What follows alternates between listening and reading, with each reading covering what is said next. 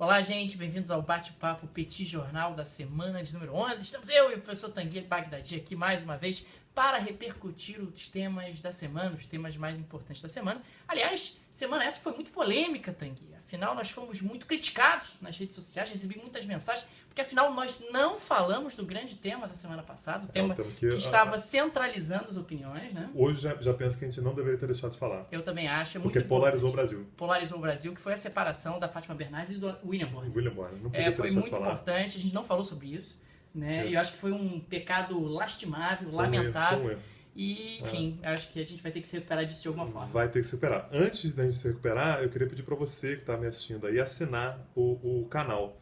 Tem uma xicrinha de café em algum lugar por aqui, então você assina aí para você ouvir as opiniões embasadas do professor Daniel Souza, junto com os meus comentários, completamente impertinentes sempre, mas pelo menos para você receber sempre a notificação. Tá feito o marketing. Tá feito o marketing, muito bem. Você é muito bom de marketing. Eu sou Parabéns. bom? Você obrigado. Você Obrigado. nasceu pra isso. Nasceu pra isso. Isso. Agora a gente pode falar de um tema irrelevante, que é o impeachment, né? Que aconteceu essa semana.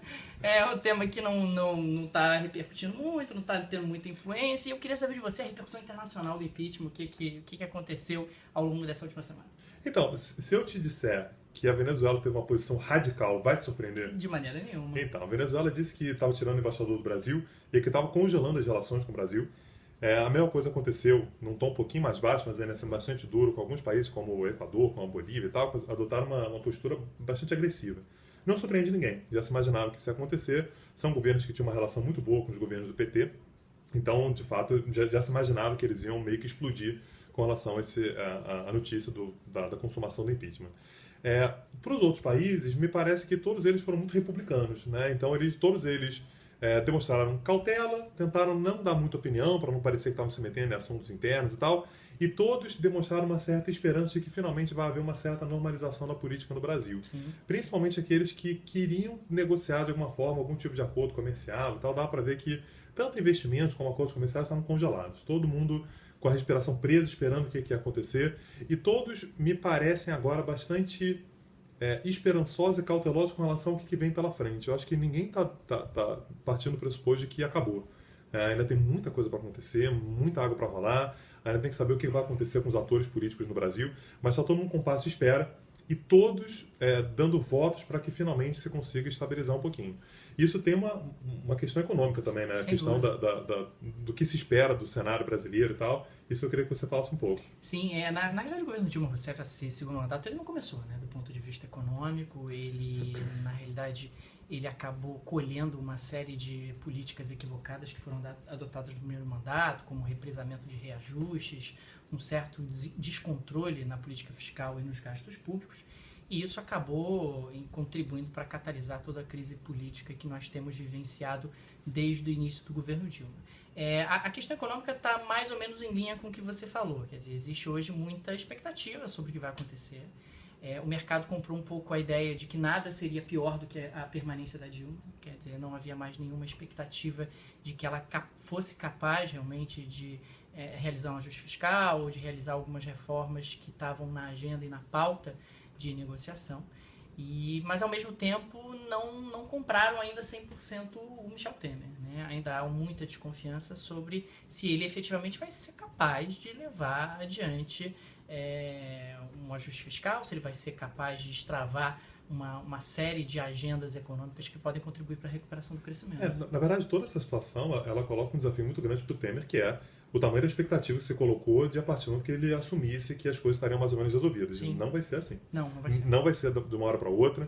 Então, a situação que a Dilma viveu era uma situação insustentável e, dependendo do que o Temer fizer, ele pode se colocar numa situação insustentável também. Sem dúvida. É importante lembrar que, parece que já faz muito tempo que essa crise está rolando, mas a Dilma assumiu no dia 1º de janeiro de 2015, faz um ano e meio, pouco mais de um ano e meio. Não tem nem metade do mandato. Então ainda tem mais de 2 anos pela frente. O Temer ele vai comer o pão com o Diogo Amassou ainda, não tem a menor dúvida disso, até que finalmente você tenha a perspectiva e a expectativa de um pouco mais de estabilidade. Não acho que isso vai vir facilmente, não. Um presidente que tem uma rejeição entre 80% e 90% e tem uma agenda dura a implementar, vai ter dificuldade, né? Porque, puxa, um governo que propõe congelamento do crescimento dos gastos públicos, que propõe reforma da Previdência, que propõe medidas que, de certa forma, estavam na agenda da Dilma, quer dizer, tinham sido propostas já no governo Dilma, mas é muito difícil você levar adiante um governo que não tem popularidade nenhuma, apoio nenhum, de lado nenhum. E isso acho que é um enorme desafio e não sei até que ponto ele vai ter capacidade de destravar a agenda e de empurrar o país para frente. E é exatamente essa agenda de que ele vai conseguir reformar, que ele vai fazer o possível, de que ele tem mais possibilidade de fazer as reformas necessárias, que ele está tentando levar para o G20. Então, nessa cúpula que aconteceu, acabou ontem, em Hangzhou, na China, o que ele tentou levar foi exatamente que ele vai fazer as reformas necessárias para voltar a fazer o Brasil crescer, ou pelo menos ter um pouco de estabilidade. Me parece que a mensagem era exatamente invista no Brasil porque a gente conseguiu fazer uma mudança importante. Apesar de a sensação que eu tenho é que a reação ainda foi muito fria. Todo mundo muito cauteloso ainda. Teve uma A palavra é essa. foto, né? Teve uma confusão com a foto, o Temer apareceu muito, né? cortado, o Temer apareceu mais ou menos assim, ó, meio cortado na foto. E eu tentei também encontrar a explicação e alguns amigos diplomatas, aliás, agradeço pela ajuda, me ajudaram a explicar um pouquinho. Por que ele estava tão no canto? Né? E aí fizeram a comparação, a Dilma estava sempre no centro, o Lula estava sempre no centro, mas quem está sempre no centro da foto oficial do G20 é o anfitrião. Então por isso que o Xi Jinping estava lá, né, representando a China. E quem está mais próximo são aqueles que estão há mais tempo no seu mandato. Então, explica por que... né? Então por isso que a Angela Merkel, por exemplo, está lá, por isso que o Obama está lá. São pessoas que já estão no cargo há muito tempo. É por isso que o Lula estava sempre no centro. A primeira cúpula do G20, é importante lembrar, aconteceu em 2008. Então, ele já estava no cargo há 6 anos. Então, naturalmente, ele estaria ali no meio. Há 5, né? Há 5 anos, ele assumiu início de 2003, né? Ele ganhou as eleições em 2002. Então, e isso acaba fazendo com que o Temer, como ele tinha um dia de mandato no dia da foto oficial, ele naturalmente estivesse muito no cantinho. E aí resta saber se o fotógrafo o deixou de lado porque acabou cortando, porque não coube na foto, porque ele era um fotógrafo muito ruim ou porque ele achava que era golpe. O fato é que o G20 na parte econômica está sendo extremamente frustrante, né? Você está falando do G20, o grande destaque acabou sendo o pronunciamento do Xi Jinping falando da necessidade da abertura comercial, de que não poderiam haver recuos, etc., onde claramente ele está fazendo um discurso pró-China, né? Ou seja, a China é muito preocupada com a desaceleração do crescimento econômico que tem acontecido nos últimos anos. Desaceleração em grande medida impulsionada pela desaceleração do setor externo, quer dizer, das suas exportações. E é um governo onde, com uma agenda própria, está tentando voltar a prospectar mercados para produtos chineses, para tentar frear um pouco a desaceleração que o país vem vivendo.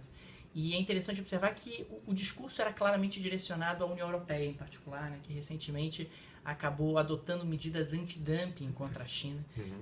Ou seja, ele, de uma forma não tão discreta assim, estava mandando um recado muito claro para o protecionismo da União Europeia, para o protecionismo que os países europeus vêm implementando, que seria um elemento que estaria travando e atrapalhando a recuperação do crescimento mundial, dentro da perspectiva chinesa, obviamente. Mas tem uma questão importante aí.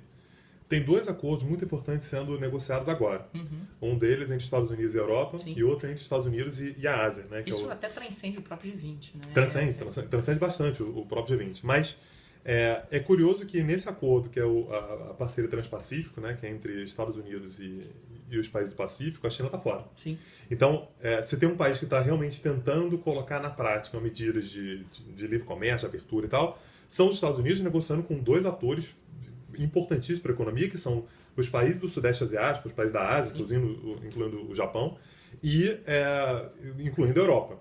E a China ela fala sobre livre comércio, mas ela se mostra muito incomodada com esse tipo de acordo, porque claramente, isso aí o Obama falou textualmente, se um acordo como esse não for assinado, quem dá as regras do comércio vai ser a China. Então, o que é verdade. Então você tem aí, na verdade, um desenho de acordos comerciais que levam uma liberalização, que levam uma abertura, mas que excluem a China. Né? E me parece que a China ela tem um nível de competitividade tão grande, né? Ela tem uma capacidade de competir com o mundo inteiro tão grande que ela se mostra preocupada, mas ainda assim confiante de que ela vai continuar sendo um ator importante. É interessante, então, que no final das contas a nossa conclusão é que o G20 não vai servir para nada, né?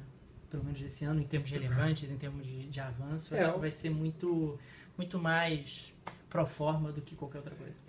Mas eu acho que dá para a gente explicar isso também. Quando o G20 foi criado, você tinha os países dos BRICS voando, né? Então uma perspectiva fantástica, a gente falou disso recentemente. Você tinha uma construção de estabilidade depois de uma crise, então havia uma certa esperança. os países estão chegando no G20 esse ano agora aos trancos e barrancos, Sim, né? O Brasil... Tá todo mundo muito mais preocupado com problemas domésticos do que efetivamente com uma integração Sim. econômica internacional. Nem só doméstico, na verdade, você pensa, por exemplo, beleza, a Turquia está preocupada com questões domésticas, está preocupada com questões internacionais, a Rússia está cheia de problemas internacionais, problemas domésticos também, o Brasil, a gente não precisa nem falar, a China crescendo menos, a Índia tentando crescer e liderar os BRICS, os Estados Unidos no meio de uma eleição que um dos lados é o Trump, só por isso aí já é impressionante, a Europa com problemas de terrorismo, a Europa com problemas do Reino Unido querendo sair. Então, muita gente com muito problema. Muita gente com muito problema. Então, seria difícil esse ano você ter uma cúpula dos BRICS que fosse revolucionária, que mudasse tudo e que resolvesse muita coisa. Acho que é isso. Tem mais alguma coisa? Mais nada. Gente, obrigado pela atenção de vocês. Um Abraço. Até semana que vem. Até semana que vem.